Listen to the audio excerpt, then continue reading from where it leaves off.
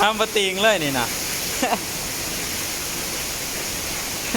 ได้แข่งคนคือตอนนั้นอีกแล้วเต็มแล้วมาท่านละระบายมาท่านหมดด้านนั้นก็เต็มแมนบอสนี่นะยังย่างเสิร์ฟคือตอนนั้นอีกแล้วแข่งคนอีกเลยระบายมาท่านเลยโอ้ตายดิด้านนี้ก็โอ้มาบาทเดียวเนาะมันแมนว่าพอนะ มันบออกเลยหอยอึ้ง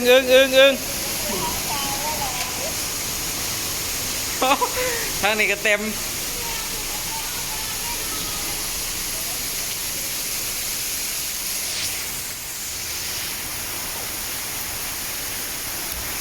โอ้ยนี่แห้งขาวจางบางเลยเนาะโอ้ตึงจัดลายนะถ้าเขามากกว่าใดเลยเนาะ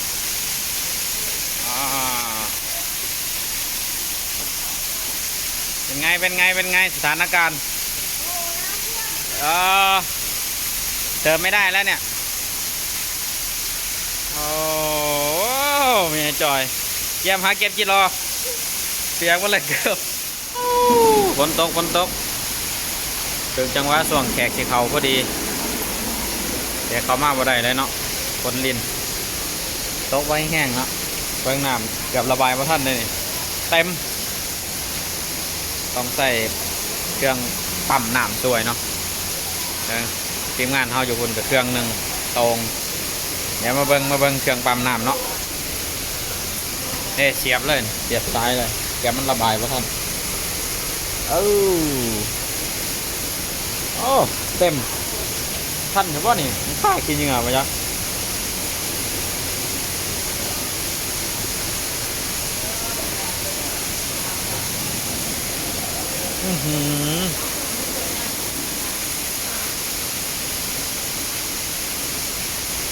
เอาสถานที่จอดรถเนาะโอ้ทางนั้นก็เต็มระบายว่าท่านพ้นแห้งโคตรเบิ่งเนาะเบิ่งบอลปั๊มน้ำห้องมันยังระบายว่าท่านมันหนามันแห้งหลายโอ้มาบาทเดียวเนาะป้มปั๊มน้ำ2 เครื่องเนาะตอนนั้นยังเอาบ่ทันเลยนี่แต่มันตกโดนนี่นาจะถ่วมอันนี้ขนาดนี้ก็ยังนี่อังเลยเนี่ยเริ่มระบายบ่ทันแล้วฝนมันแห้งเกินอยู่ด้านนอกก็เต็มคาดอาจจะเขาหันบ่ได้เนาะฝนมันตกหนักฮะอะไรเนี่ย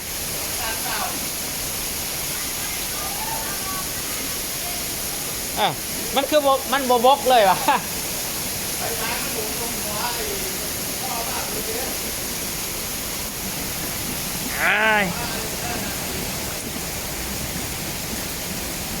ไม่มีนะ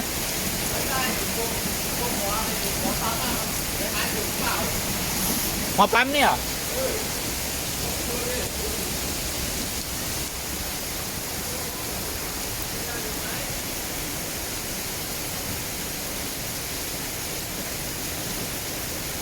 ปั๊มมันอันนั้นแหละตรงนี้ดึงน่าจะเป็นใหม่ตันมันบอกบกไหม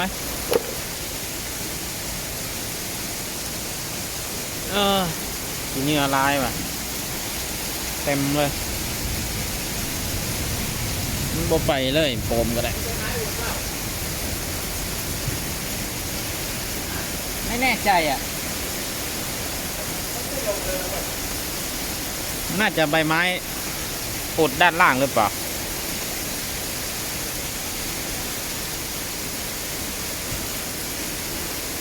ลองยกขึ้นก่อนมันไหลไปไหม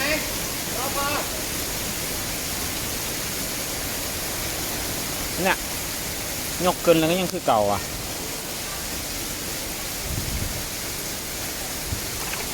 ไม่ใช่แล้ว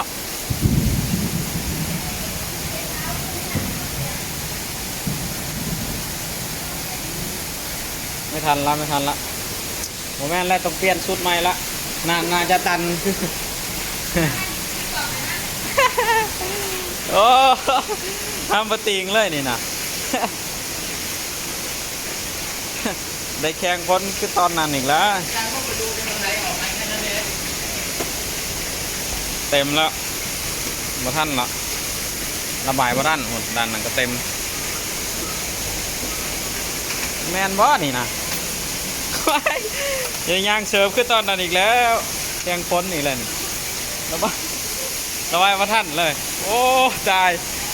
ดิด้านนี้ก็โอ้มาบาทเดียวเนาะมันแมนบ่พอนะ มันบออกเลยหอยอึ้ง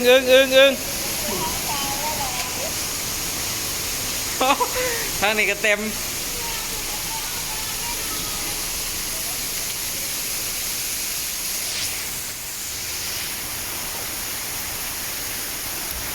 โอ้ยนี่แห้งขาวจางบางเลยเนาะโอ้ตึงจัดลายนะ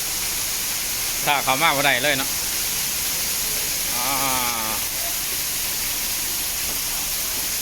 เป็นไงสถานการณ์เติมไม่ได้แล้วเนี่ย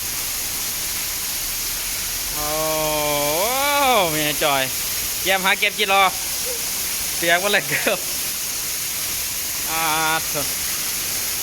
ฝนตกแห้งระบายประทันป้อมปั๊มน้ำ2 อันเอาไปอยู่เนาะระบายประทันบนจอดรถก็เต็มหมดละเปียกบัดเอาไปอยู่ละโอ้ทางนั้นกับโปมมัน1แต่ยังไปอยู่เนาะเต็มผู้กำกับโปมเฮาทางนั้น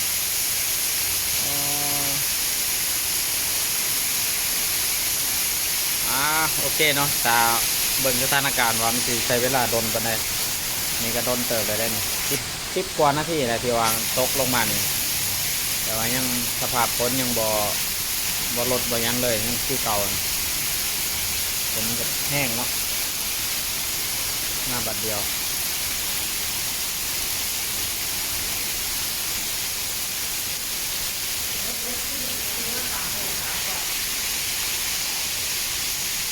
เดี๋ยวต้องไปหาเปลี่ยนเครื่องเลยเตรียมหับมือกับน้ำก่อนเอาใหม่มาห้องทางยางเสิร์ฟอาหารเวลาลูกค้าเขา